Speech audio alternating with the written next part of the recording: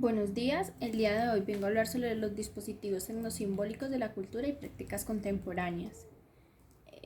Lo primero que voy a hablar es sobre qué es lo contemporáneo, sabiendo que esto está relacionado con el tiempo y se define como algo que existe en una misma época que otra.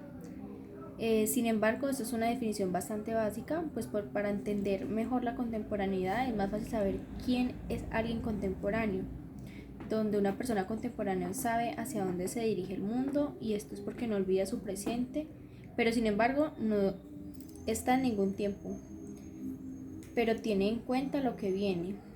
En pocas palabras, la contemporaneidad no es algo que existe en una época, sino es algo que interviene en el presente y se relaciona con este, pero entiende que existe un pasado y existirá un futuro. ¿Cómo nos expresamos para hacer de este tiempo? ¿Qué significa expresarnos? ¿Y cuál es la manera correcta de hacerlo? En estos tiempos sabemos que todo depende del lugar donde nos encontremos o con quienes estemos interactuando, porque esto nos lleva a modificar la forma de expresarnos para poder darnos a comprender mejor y de forma muy efectiva. Esto quiere decir que, un ejemplo, cuando uno esté en un colegio, uno debe expresarse de una manera; cuando uno esté en una iglesia, debe expresarse de otra, y según el lugar donde uno esté y con las personas que esté relacionada, así mismo debe ser la manera en la que uno se comunica.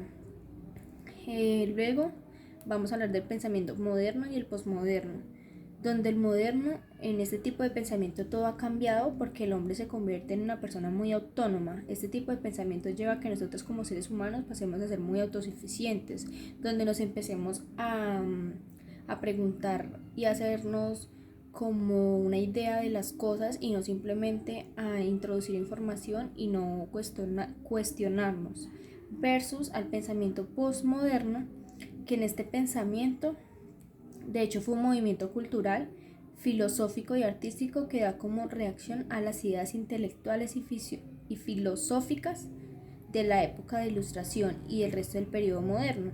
Se opone al racionalismo y a los ideales del modernismo que apostaban al progreso para alcanzar una vida mejor. Aquí las personas solían ser como más fácil para manipular, donde apenas se estaba abriendo como el mundo como lo vemos en esta imagen, y estaban viendo algo que había como un mundo afuera y no se empezaron y dejaron de tragarse las cosas de entero.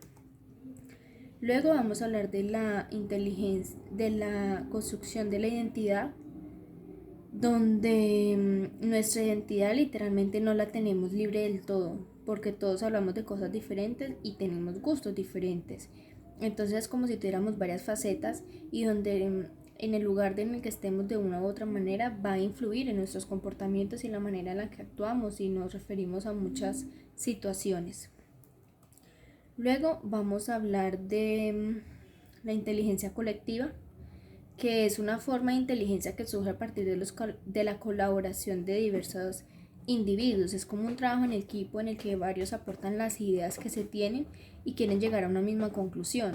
Eso es un trabajo demasiado importante porque no todo el mundo es capaz de lograrlo, y gracias a esto pues se han hecho los grandes inventos. No es idea de uno, sino de varios.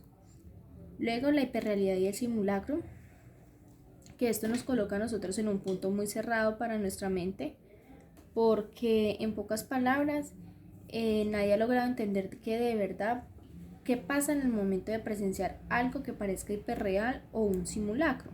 Solamente sabemos que estamos en un tiempo donde muchas cosas extrañas no deberían sorprendernos, porque gracias al ser humano, que cada vez es más intelectual, al momento de pensar se ingenian nuevas cosas más avanzadas, y estas son cosas de no creer para nosotros los humanos, hasta que se da a conocer y ya nos parecerá algo muy común y corriente.